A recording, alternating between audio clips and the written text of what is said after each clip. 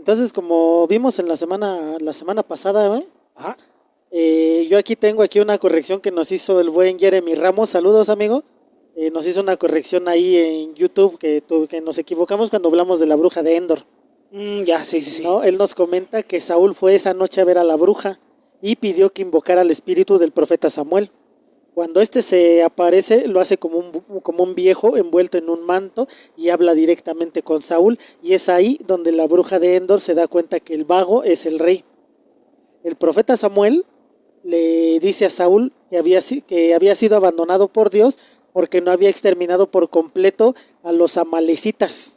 También le dijo que perdería su reino a manos de David y que Israel caería a manos de los filisteos, ¿no? Entonces, saludos ahí a Jeremías Ramos, que nos hizo la corrección. Muchas gracias. Y eso estuvo bueno, ¿no? Pues ese es el detalle, ¿no? A mí me gusta que cada vez más la comunidad crece. Muchas gracias. Y sobre todo, que se toman el tiempo de escuchar con calma el capítulo y nos hacen este tipo de correcciones. Está muy chido, güey. Siempre Sí. se aprecia.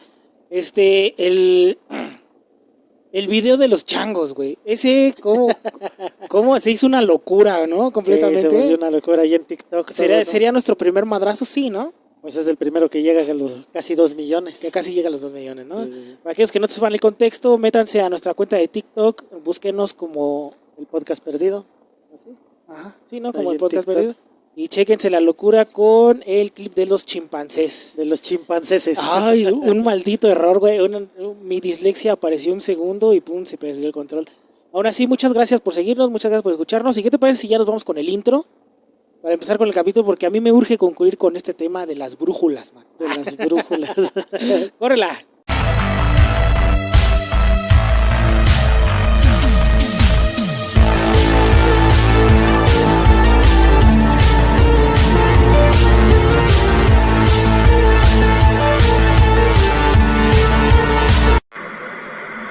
Y bueno, mano, vamos a concluir el tema de las brujas. Fue bastante extenso. A mí me gustó muchísimo el tema anterior, cómo nacieron las cosas. Pero, ¿con qué vas a concluir esta segunda parte, güey? Yo creo que poco a poco vamos a ir adentrándonos en los temas. Ajá. ¿No? Por ejemplo, nos vamos a adentrar más a los juicios de Salem, al Malleus Maleficarum, a Matthew Hopkins, a todo eso nos vamos a ir adentrando poco a poco, ¿no?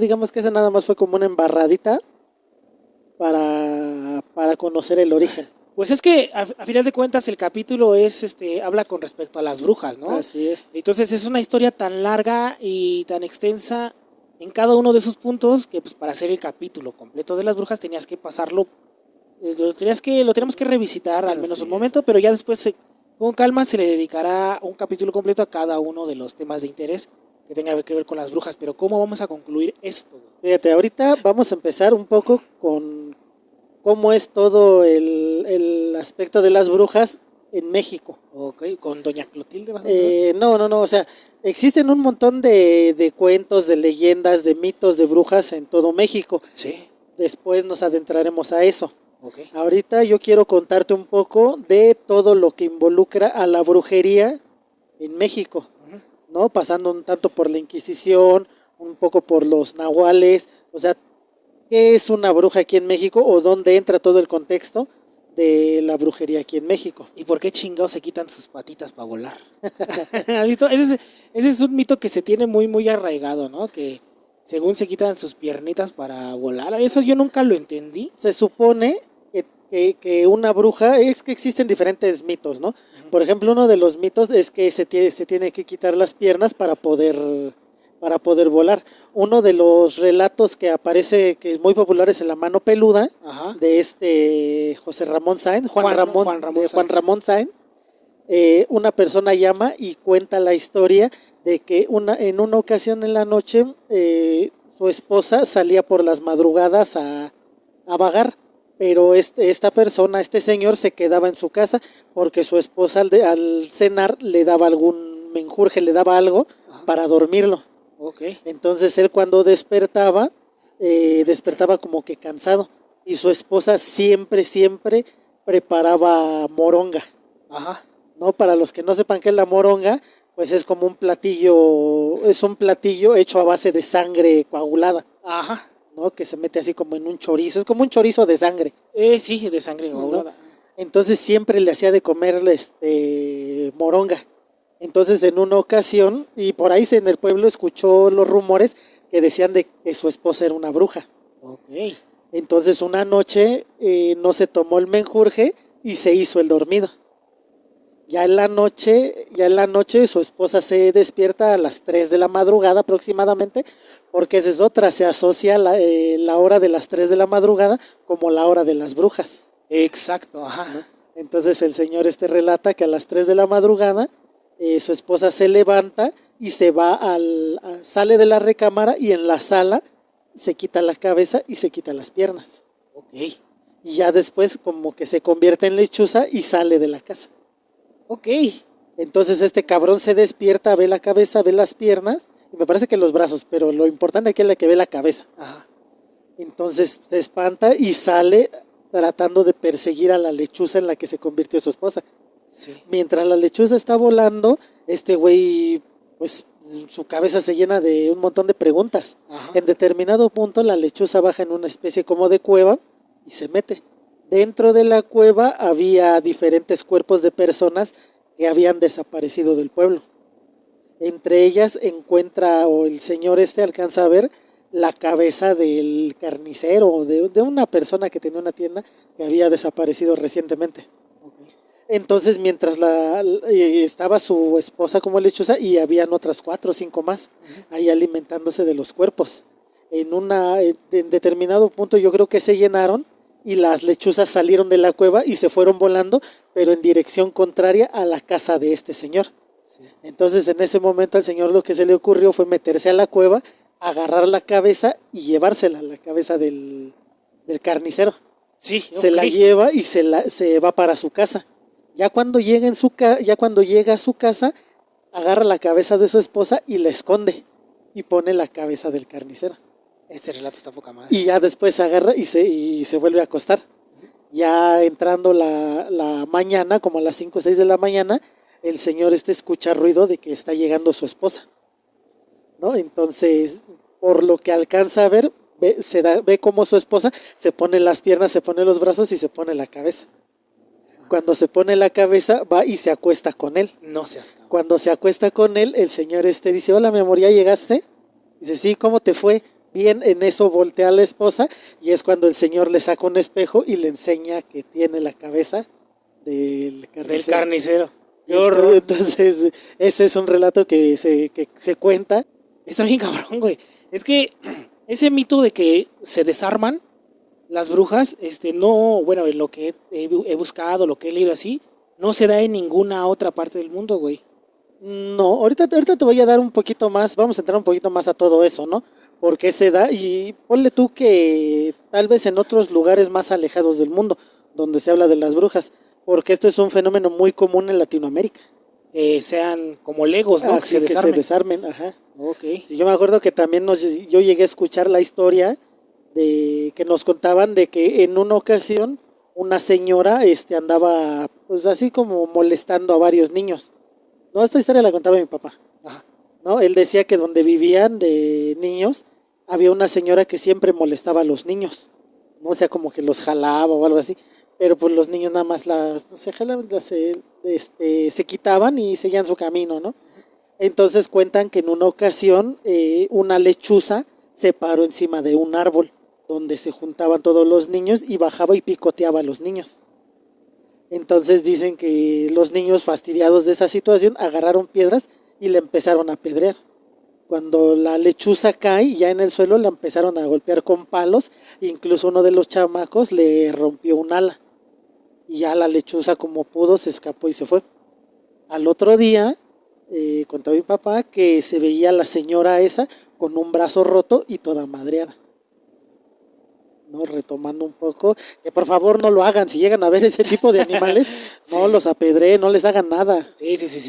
Pues ¿no? Sí, güey, no, obvio. Pero, por ejemplo, eran del tipo de historias que luego nos contaban. Eso es lo que ¿no? me llama mucho la atención, güey, que están muy relacionadas con las lechuzas y sobre todo que se desarmaba. Pero bueno, continúa, güey. Hablaban mucho de hablamos de las tlahuelpuchis, ¿no? Sí. Que es como el sendero luminoso, los fuegos que se ven.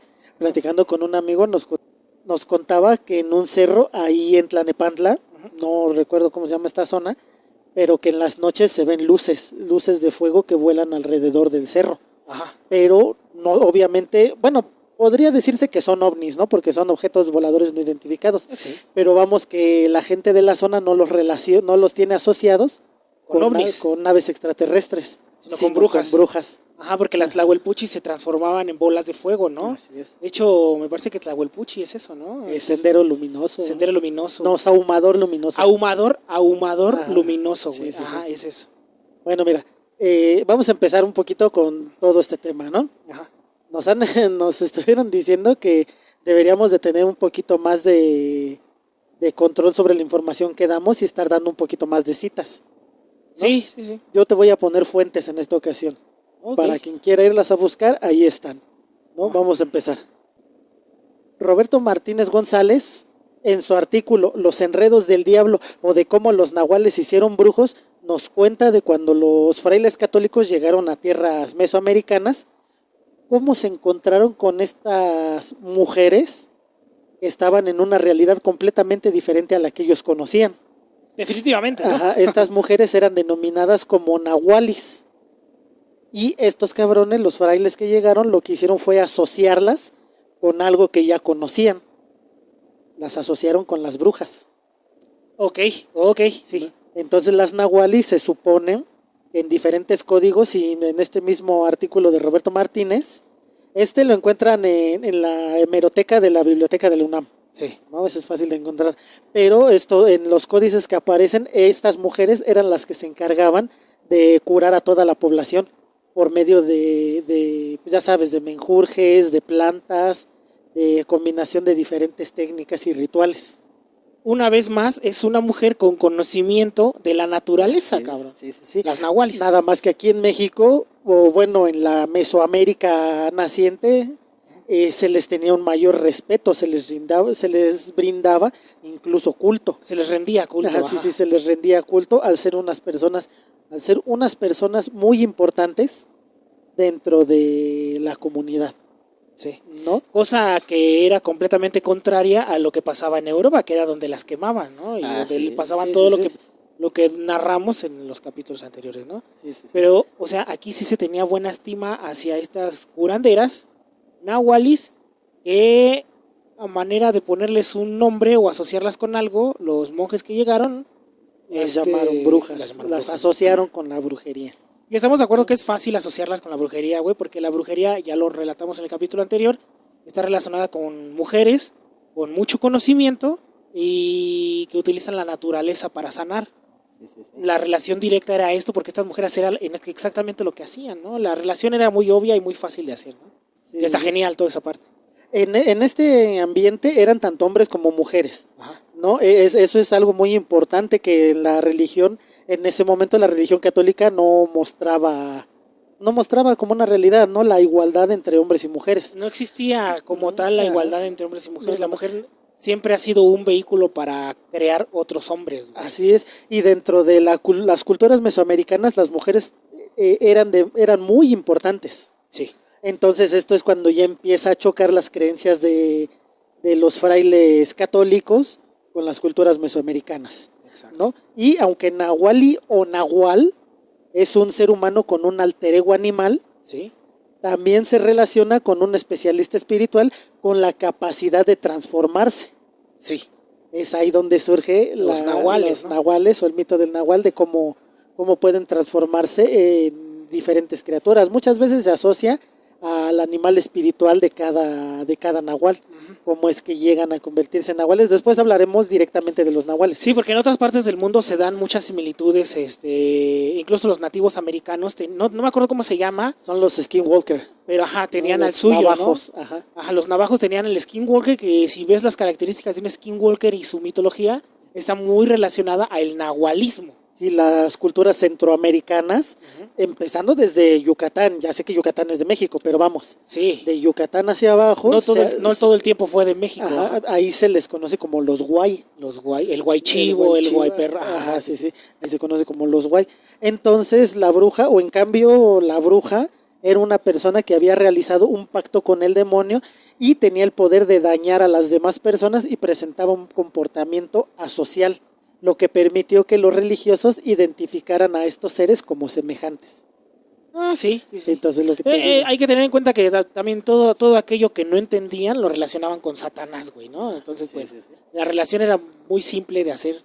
Si cuando encontraste estos pueblos que no tenías explicación, ¿no? Sí.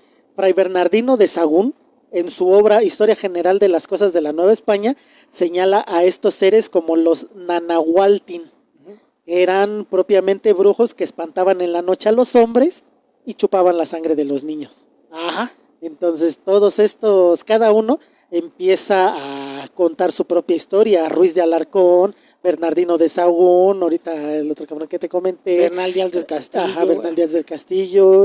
Todos ellos empiezan a contar sus historias y poco a poco se empiezan a ir entremezclando. Ajá. ¿No? Entonces aquí ya tenemos que espanta a los adultos. Y come niños. Y come sangre de los niños. Incluso Hernando Rías de Alarcón habla de las brujas nahuali. Ajá. O sea, él decía que era una sola especie, eran las brujas nahuali, ¿no? Sin embargo, él mismo dice que las nahuali son muy diferentes a las brujas que se tienen conceptualizadas en Europa. Él ya empezó a hacer la diferencia, ¿no? O sea, porque antes de él eran iguales. Sí. Y entonces este cabrón, Ruiz de Alarcón, dice, es que estas son brujas nahualis. ¿No? Cuando Fray Bernardino las separa o las relaciona, ¿no? Alarcón dice que son lo mismo, aunque con sus diferencias. Por eso conserva el término brujas, pero la descripción les añade el nahuali, ¿no? Porque es otro tipo de bruja. Sí. Entonces esto ya es cuando empieza toda la conquista. Ajá. ¿No? Entonces, por ejemplo, espérame, como paréntesis, es uno de estos güeyes, historiadores franciscanos, frailes. Son perdón, se me pasó a decirte. O sea, son de los frailes que venían con Hernán Cortés. Ahora, espérame. De los primeros cabrones que estuvieron aquí en México. En lo que después se convertiría en México. Ajá. Pero es uno de ellos también, el primero que empieza a relatar la historia de los gigantes en este territorio, sí. ¿No? ¿Cómo se llamaban a los gigantes? Onametzin. A los Onametzin, ¿no? Ajá. Y que por ahí viene el capítulo de gigantes, pero Y es precisamente Fray Bernardino de Sahagún. Es ese güey. Y es precisamente ahí en la Historia General de las Cosas de la Nueva España. Exacto, porque habla de los Onametzin. De los gigantes en esta región que después se convertirá en México y Sudamérica, ¿no? Y él incluso dice que probablemente, o más bien que los mexicas le rendían culto a los Onametzin porque eran los que habían construido las pirámides. Exactamente, güey, porque hay que tener en cuenta que muchas de las civilizaciones antes de la conquista, güey, vivían en ciudades con pirámides y todo ese pedo, pero ninguno de ellos relata haber construido esas pirámides, ¿no? De hecho, los mexicas relataban que ya cuando llegaron y se asentaron en ese lugar porque ya estaban las pirámides, ¿no, güey? Sí. Está bien cabrón ese mito de los gigantes, pero solo me saltó ese nombre porque son Quinametzin. Quinametzin, ¿no? Quinametzin, Quinametzin, sí, corrección. Ajá. Pero te digo que me saltó mucho ese nombre de ese fraile porque él también relata ese pedo, ¿no? Pero bueno, hay un montón de historias de Fray Bernardino de Sahagún. Ya después le voy a dedicar un capítulo nada más a él y a lo que dice tanto en Historia General de las Cosas de la Nueva España como la verdadera historia de la conquista de México. Exactamente, porque está muy cabrón ese señor, ese fraile, ¿no? Ajá. Pero bueno, cerremos el paréntesis y te interrumpí, gacho, pero vámonos. Bueno, el 12 de octubre de 1492, Cristóbal Colón descubre América, eso todo el mundo lo sabe. América. Ajá, llegando a una isla de las Bahamas llamada Guanahani. Ahí, pues en esos años, la monarquía española y las autoridades eclesiásticas expandieron las persecuciones religiosas que estaban sucediendo tanto en la península ibérica como en la Europa continental, contra los judíos y contra los musulmanes. Estaban ahí luchando contra ellos, ¿no? Para establecer el dominio del catolicismo en Europa. Ajá. Con la idea de que estos herejes, como eran llamados estas personas, no llegaran al nuevo continente, a América. Sí, porque era un territorio rico para... Pues sí, bueno, ya la misma persecución les elimina todos sus putos derechos, entonces lo que quieren es que escapen a donde puedan crecer, como pasó en Norteamérica, ¿no? Entonces, en 1511, el inquisidor general de España, el cardenal Francisco Jiménez de Cisneros, ordena a todos los obispos que habían viajado a América a actuar como inquisidores y perseguir a los herejes que se hubieran escapado de las tierras europeas. Que eran en su mayoría musulmanes y judíos, ¿no? Así es, ajá. Entonces, ya pasa todo eso, ¿no? En 1535, el inquisidor general de España y arzobispo de Toledo, Alfonso Manrique, expandió el título de inquisidor apostólico al primer obispo de México. El primer nacido en México ya. Ajá, Juan de Zumárraga.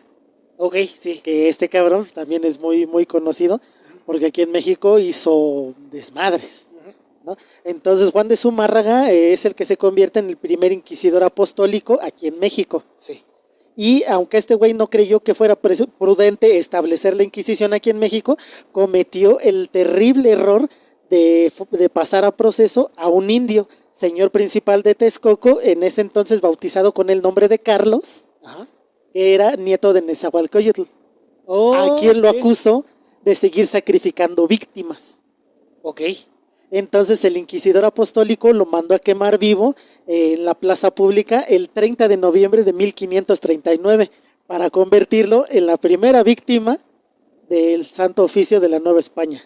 La primera víctima de la Inquisición en México fue El nieto de Nezahualcóyotl, el nieto de Nezahualcóyotl. ya evangelizado y con un nombre católico, Carlos. Carlos, ajá. Entonces a él se le acusó de seguir haciendo sacrificios a los dioses, lo cual fue considerado como herejía, pero los inquisidores, como vimos en el capítulo anterior, ya tenían un mayor poder y ya no solo perseguían herejes, perseguían la brujería y la hechicería. Y la hechicería. Entonces, bajo estos cargos, es como ejecutan a este cabrón el 30 de noviembre de 1539. Oh, eso está muy chingón. Pero fíjate, güey, qué pinche pedo con todo este desmadre de la Inquisición, ¿no? Ajá. Porque lo acusan de brujería y de seguir sacrificando para sus dioses. Así es. Y esos güeyes que lo hacen, lo juzgan y lo sacrifican para su Dios, ¿no? para su Dios. Ajá, hacen exactamente lo mismo, güey, ¿no? Entonces Zumárraga recibió regaño y castigo.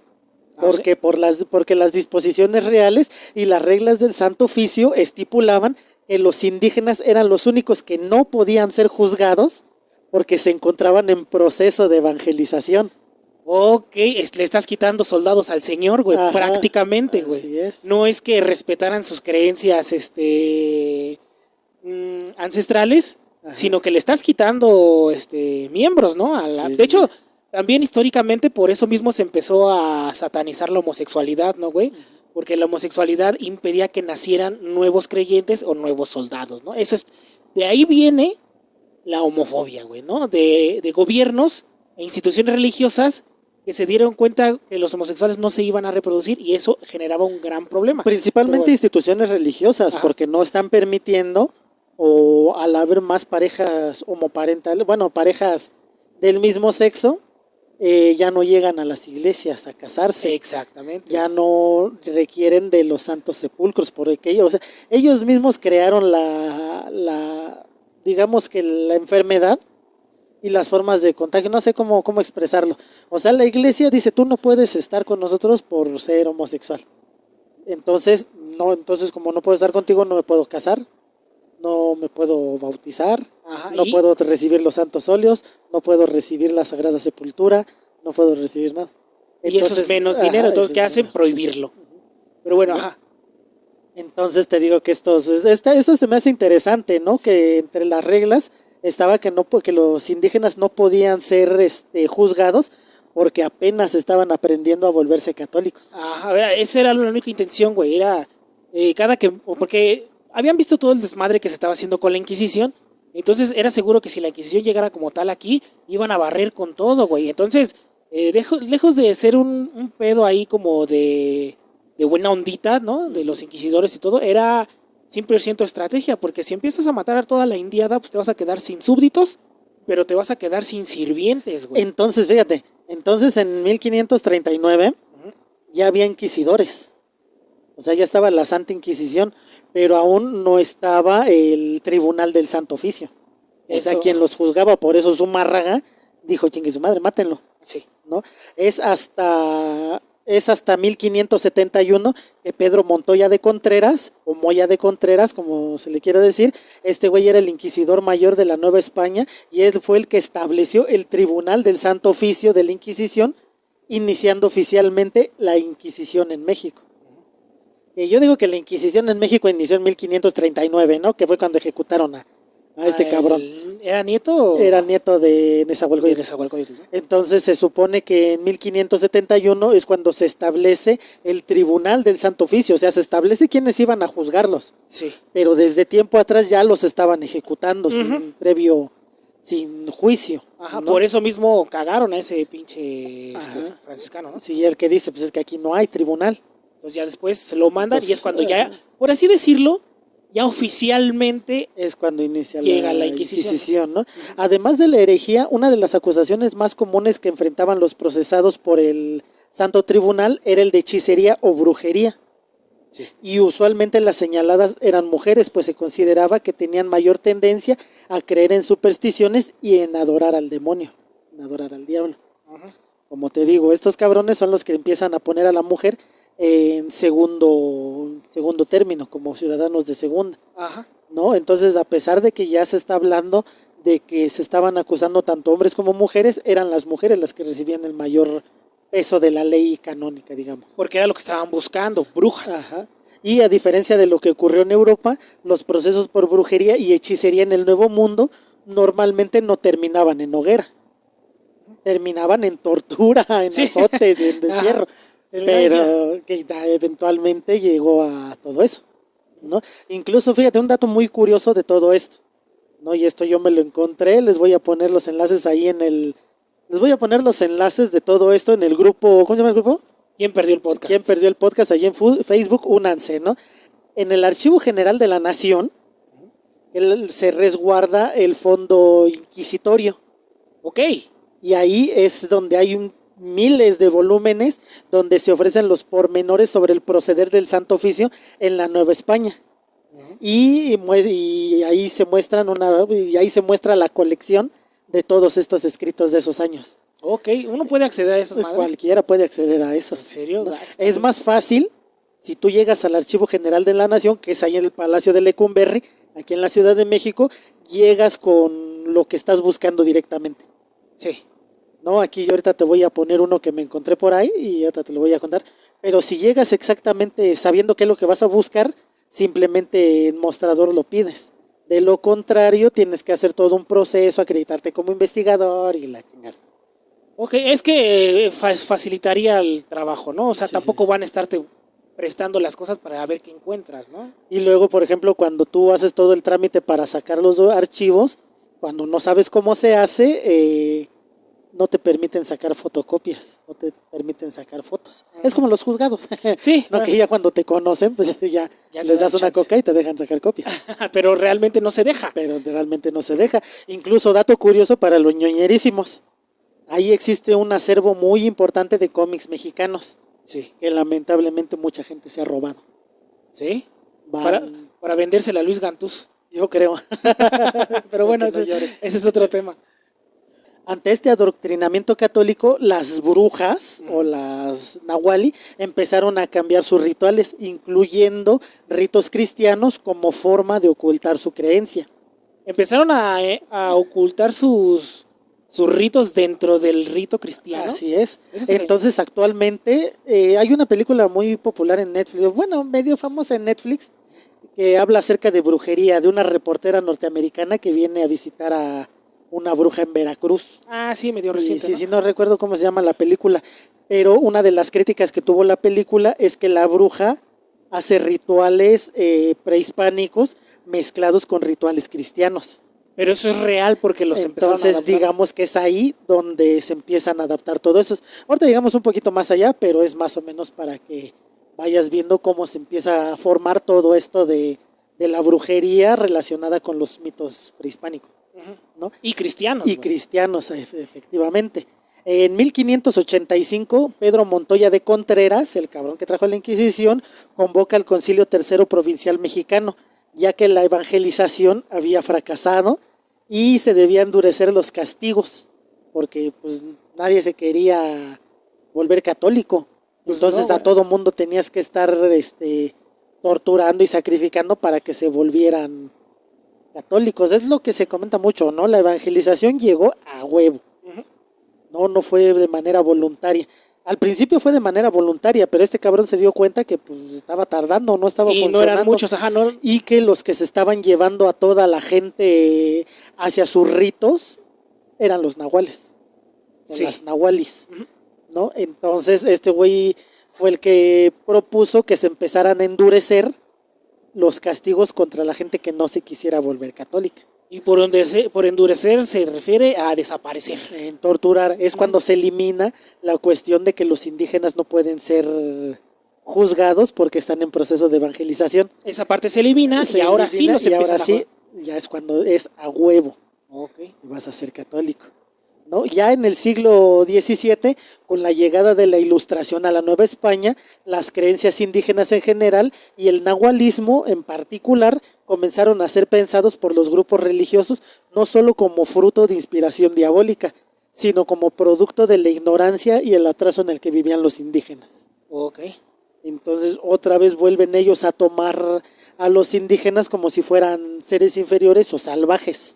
Ajá. Que desde que llegaron en la conquista pensaban que que a donde habían llegado todos eran salvajes, pero como te dije, ¿sabes? Los hediondos eran ellos. Ajá. Y llegaron a una cultura ya muy bien establecida. Y muy diferente, es que no es que fueran salvajes, es que eran muy diferentes, pero pues bueno. Entonces ya muchos frailes de ese momento es cuando se empiezan a dar cuenta que no es que los indígenas sean diabólicos, nada más son ignorantes.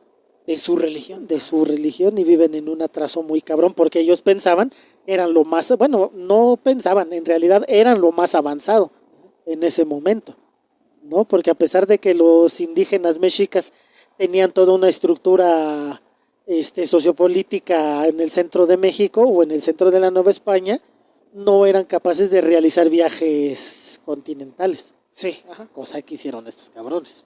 Sí. Entonces, pues sí, eran más avanzados, ¿no? Y ya como resultado de esta persecución de los brujos indígenas, los evangelizadores, al tratar de combatir al demonio, comenzaron a equiparar las antiguas nociones de los nahualis y los tlacotecotl a las concepciones europeas de la bruja y el diablo. Ok. Es más o menos lo mismo. Las nahualis son las brujas y el diablo Tlacalecolotl.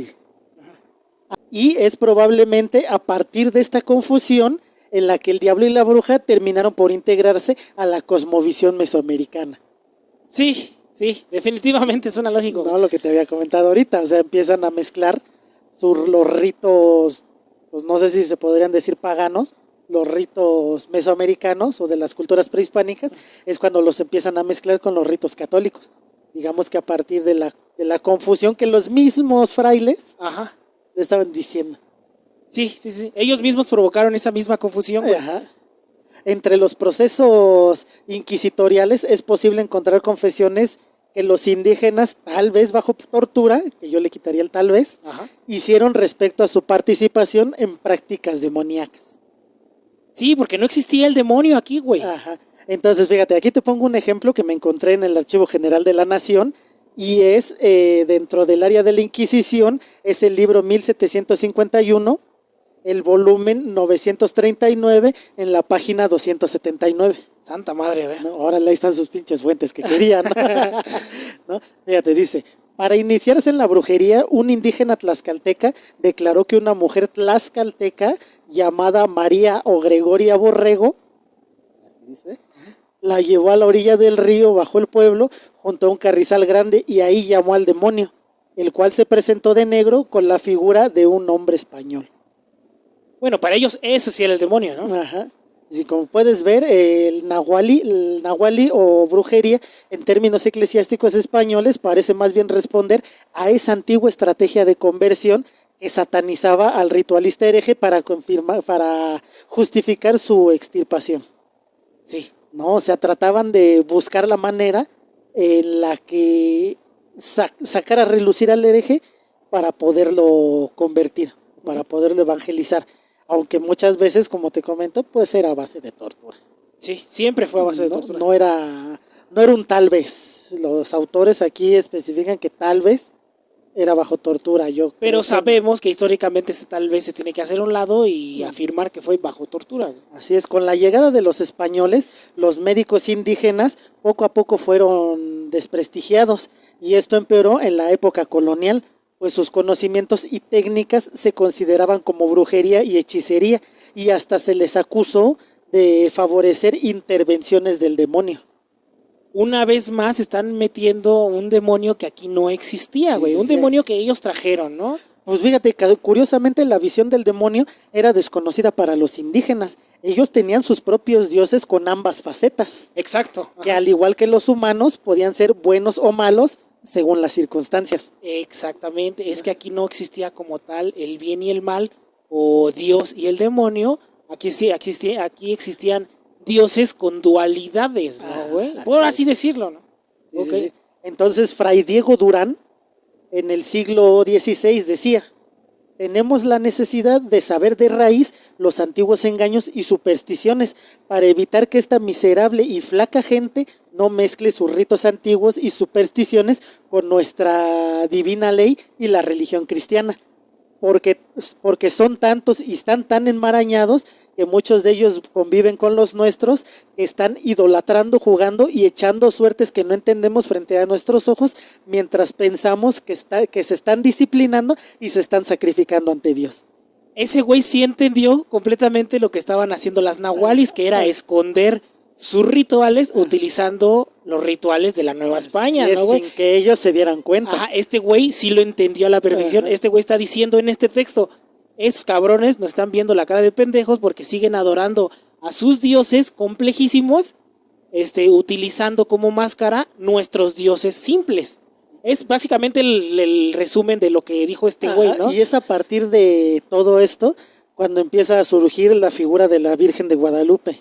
Sí. Cuando surge la figura de la Virgen de los Remedios. Ajá. La Virgen de San Juan de los Lagos. Y, Cuando llegan las vírgenes, ¿no? ajá, pero principalmente estas tres, Ajá. que son las que toman el centro de la ciudad, el oeste y el occidente. Una virgen para cada zona, Que son importantísima. las que se empiezan a expandir. Y ya después ya después viene el capítulo de la Virgen de Guadalupe y vamos a explicar por qué es ridículo que haya danzantes prehispánicos, güey, los alrededores de la Basílica de Guadalupe, ¿no, güey? Para finalizar, el 10 de julio de 1820, o sea, todavía estábamos en lucha por la independencia de México. Porque se consumó en 1823, ¿no? Así es. Fue el último día de la Inquisición en la Nueva España. Ok. Ese día, desde temprano, hubo un movimiento muy inusual en los cuarteles cercanos al Zócalo, donde se formó un destacamento de 70 hombres y 2 cañones. En ese momento, la orden vino de España, ¿no?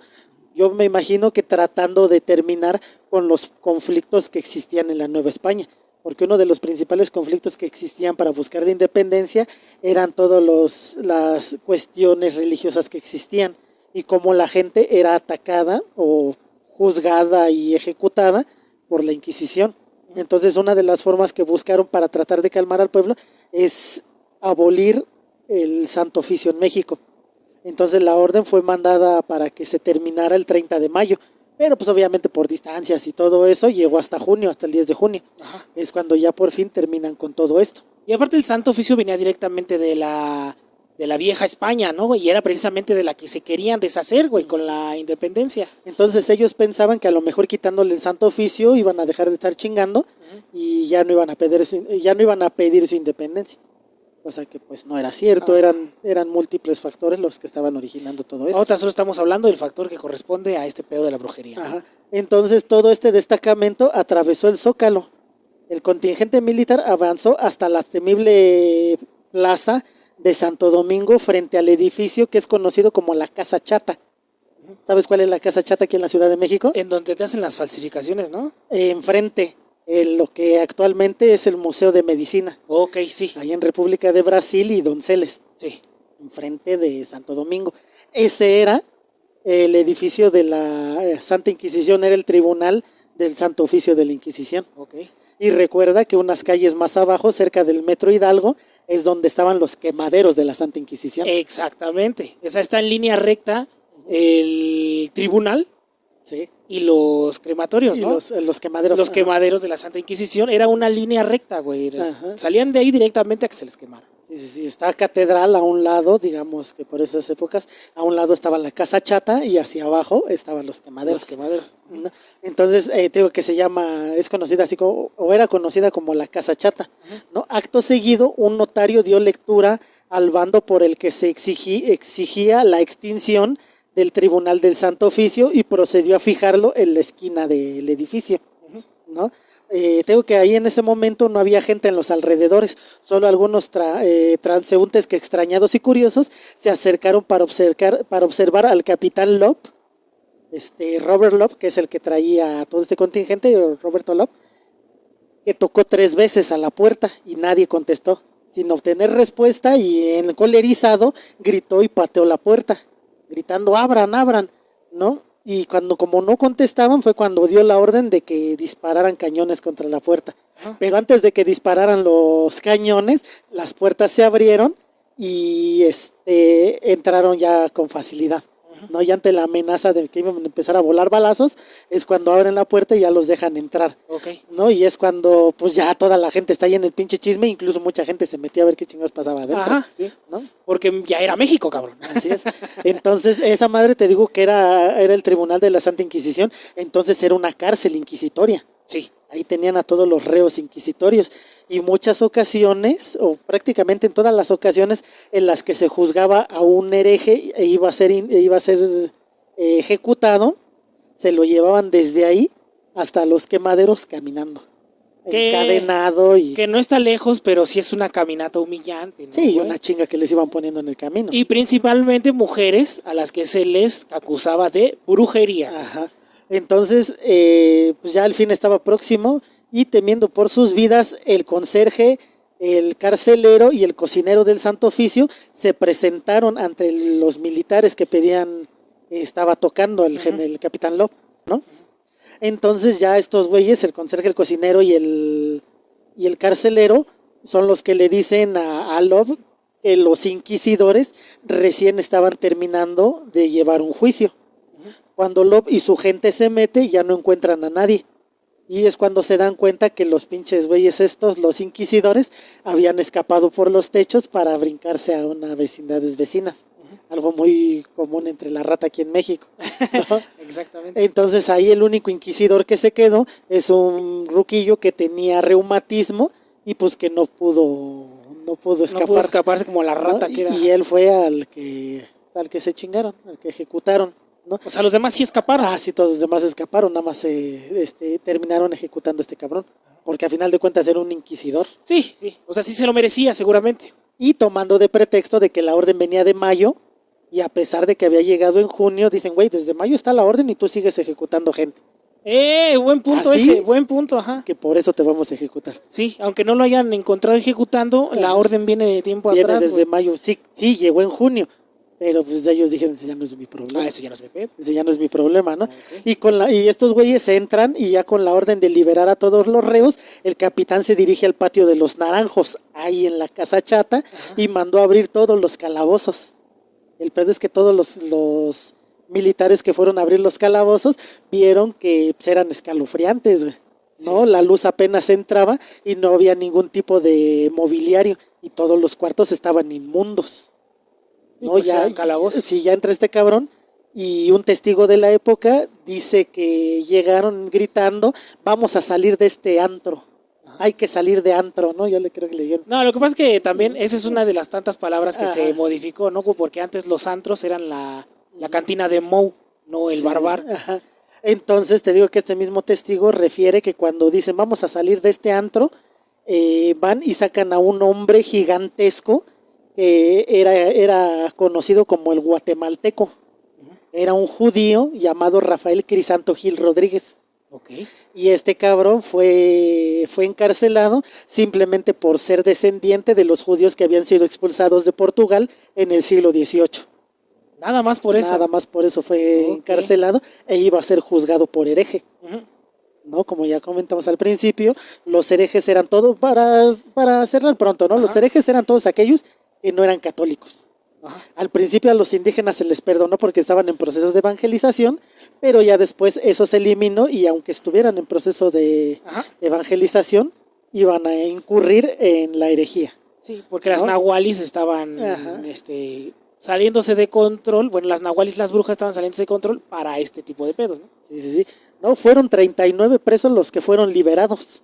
Muchos se asustaron y pensaban que ya los estaban sacando, pero para llevarlos al quemadero, Ajá. que estaba, como te digo, ahí en la Alameda, donde solían ejecutarse estos autos de fe, Ujú. en los que ellos tenían que pedir perdón para de todos modos morir, pero Pero- obtener la salvación, Ujú. ¿no?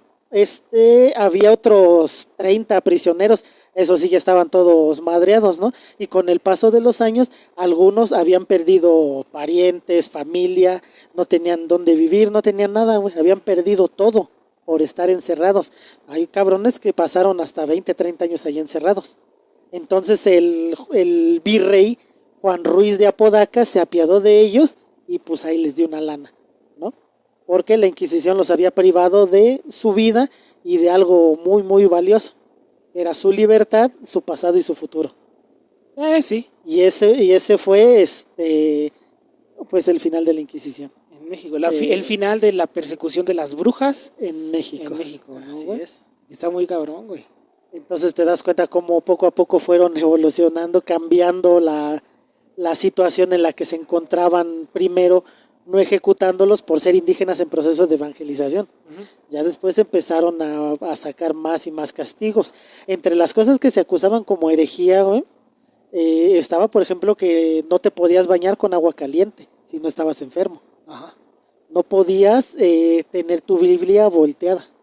Ok. No podías tener tu crucifijo con polvo.